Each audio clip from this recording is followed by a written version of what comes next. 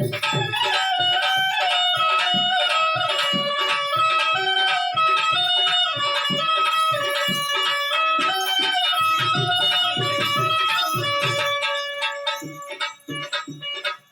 भौजी, खातिर राजलक्ष्मी म्यूजिक की ओर से कुछ गरम मसाला बा। काहे मसाला तो फटरी खोल दे मकान। हाँ, ये तो डॉक्टर राम सुरते बता सकेले हो। अच्छा, मगर कैसे बा? कैसे? और ये भैया ये ना हो,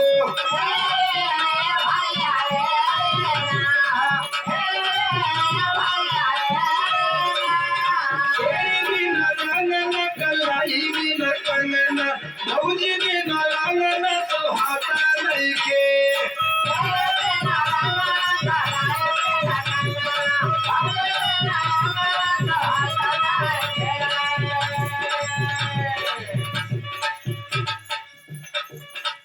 सुना, सुनावा।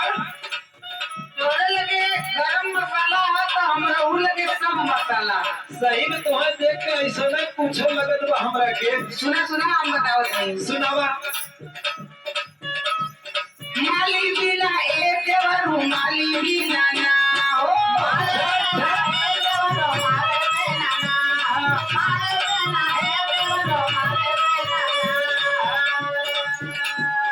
माली बिना ए देवरू माली बिना ना हो।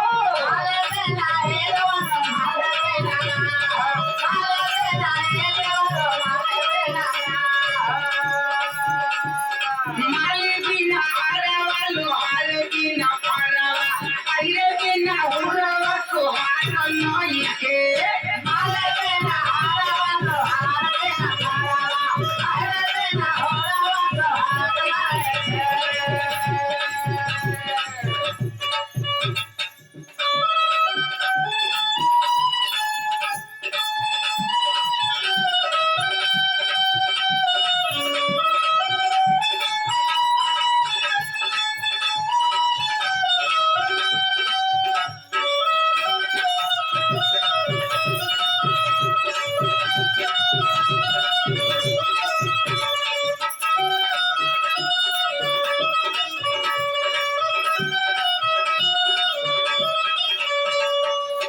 अच्छा भौजी, तो ऐसा बात बा का? काहे ना रे? अच्छा, हम तो सोचले ना वाली तू अपने ऊपर से हमरा के मारू। तो है मारत है मगर आगे सुनाओ। कि तू शेर हुआ तो ऊपर सवा शेर भिड़ा देते हो। अच्छा, क्या? तने आगे सुना। बोला और कोई रे भैया कोई ना हो,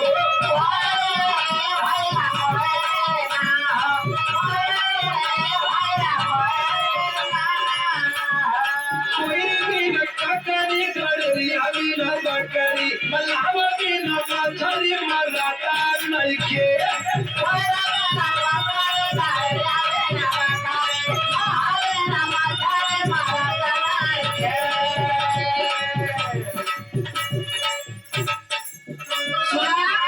सुनावा। बहुत जानकारी रखत हो ना। अरे काजे रखिए में शोभा देला हो। उससे कम हम जानकार ना है। अरे तुम्हें दिखाई दे बाजे लगता कि। सुना सुना सुनावा।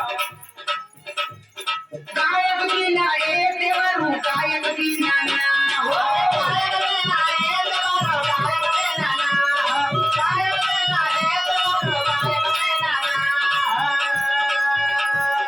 गायक बिना गानावा गवैया बिना गानावा, मुखा बिना पानावा तो हाथ नहीं के।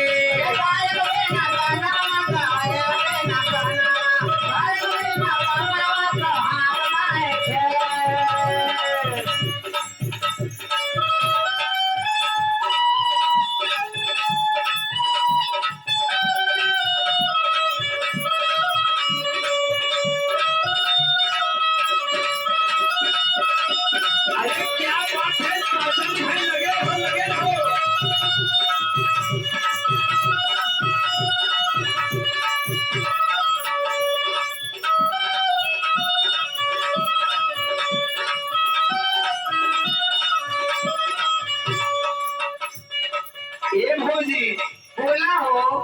तोहार घगरा देखे के बाद कुछ कहे के मन करत बा हो काहे तोरे अखिया में मारा पोखदा तनी आगे सुना बोला अरे घेरा ये भौजी घेरा ना हो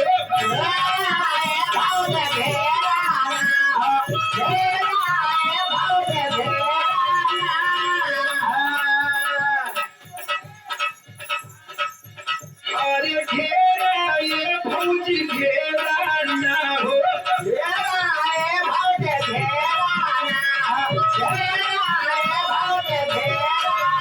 अरे घेरा बिन छोड़े नयन बिन कजरा सहर बिन कजरा तो होता नहीं घेरा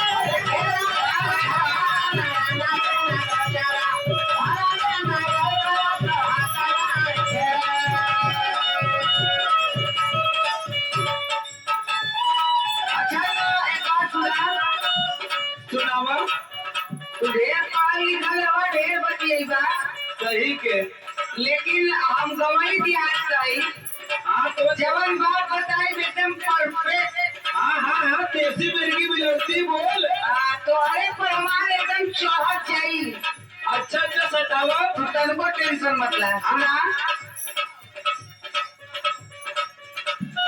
मोछ की ना ये देवरू मोछ की ना ना हो